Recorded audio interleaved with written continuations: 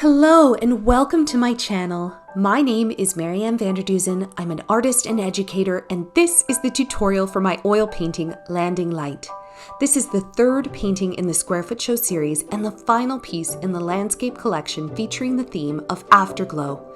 As always, I would love if you would like, comment, and subscribe to help me to continue to build my channel. Let's get started.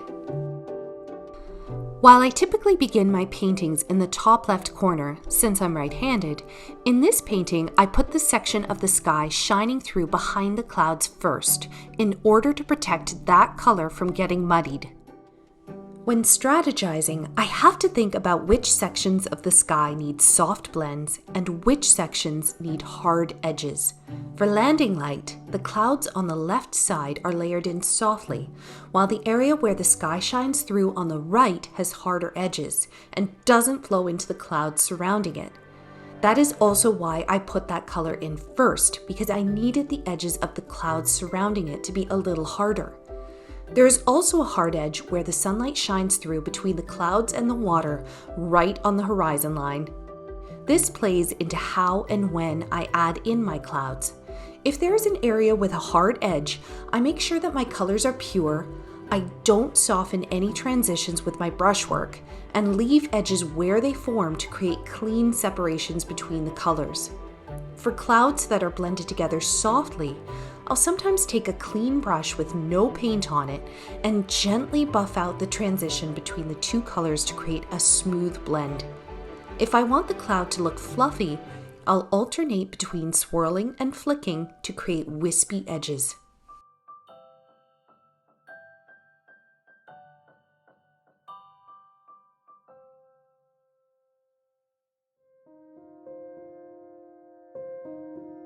Another trick that I use for creating skies full of color is to omit black entirely. Landing Light uses the same restricted palette as Marsh Light and Winter Light, which is cadmium yellow medium, cadmium orange, quinacridone red, ultramarine blue, burnt umber, and titanium white. In order to get my dark values, I'll mix a combination of burnt umber and ultramarine. I've said it before in my other tutorials and I'll say it again here. Blacks can make paintings look dull. It doesn't matter whether you're using acrylic paint or oil, as soon as you add in black, it dulls the sky. You can use colors with darker values instead, such as purples or rich blues. This makes your painting look lustrous, whereas heavy usage of black runs the risk of flattening the colors in your painting. So instead, to darken my clouds, I'll add a smidgen of burnt umber to my ultramarine blue. Because burnt umber alone can make the ultramarine look like a neutral gray, I'll add more ultramarine and a hint of quinacridone red to make the color warmer and more saturated. I also like to do some unusual color mixes with skies. As an example, if a purple cloud has orange light from the sunset striking it, I'll mix orange and purple together just to see what happens. Although mixing orange and purple sounds like a major no-no, this actually led to some of the color blends on this painting.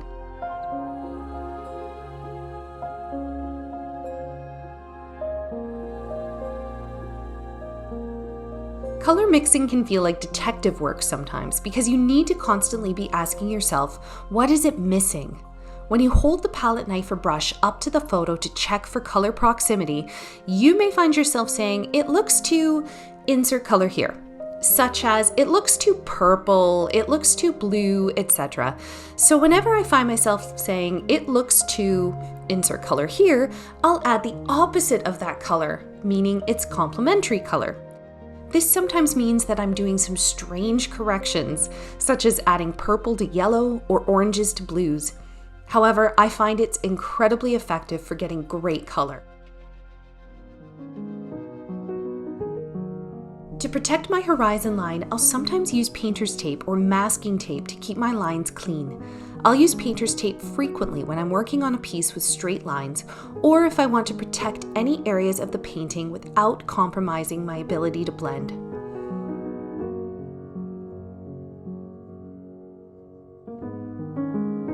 When it came time to do the beach, the first thing I did was block in chunks of color to create a rough drawing. I use this as a map for value and color.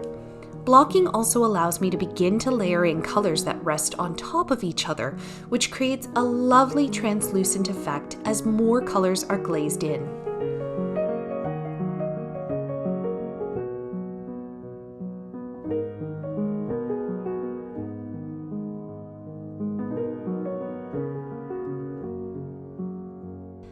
After the beach was blocked in, I filled in the rest of the canvas by adding in the docks and buildings.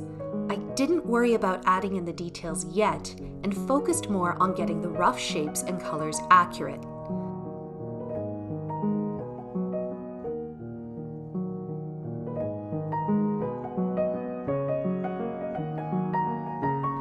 From there, it was on to the modeling stage. Modeling means adding in shadows and highlights to make the painting look three-dimensional. In this stage, I also used a technique called glazing. Glazing is where you layer on thin applications of colors stacked on top of other colors to create depth. To show where the ice had melted on the beach and where it was running along the sand and reflecting the colors of the sunset, I glazed in various colors on top of the blocked-in color sections. I find this is the key to making water look real, multiple layers of glazed colors. I also use this technique on the sand to add warm oranges in certain sections and cool purples in others.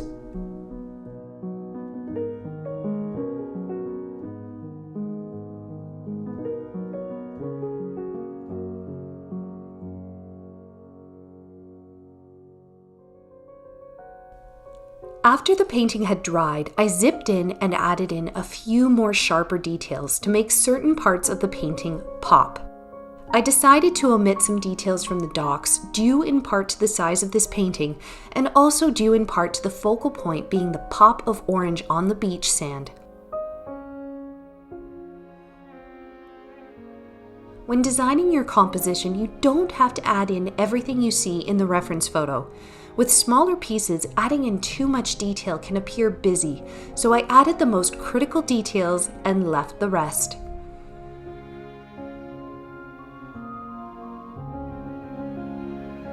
And with the addition of those final details, Landing Light and the Afterglow Collection is complete. We are officially 25% of the way through the square foot show, and I am so pleased with how these paintings look as a completed set. As I say goodbye to these landscapes and hello to the Radiance Floral Collection launching next episode, I'd like to invite you to follow me on Instagram at Marianne Vanderdusen and on Facebook by searching Marianne Vanderdusen Visual Artist, and also to join my online art incubator, all linked below. It has been a profound privilege to welcome you into the northern landscapes of my home. Keep making your life beautiful, and I'll see you in the next episode.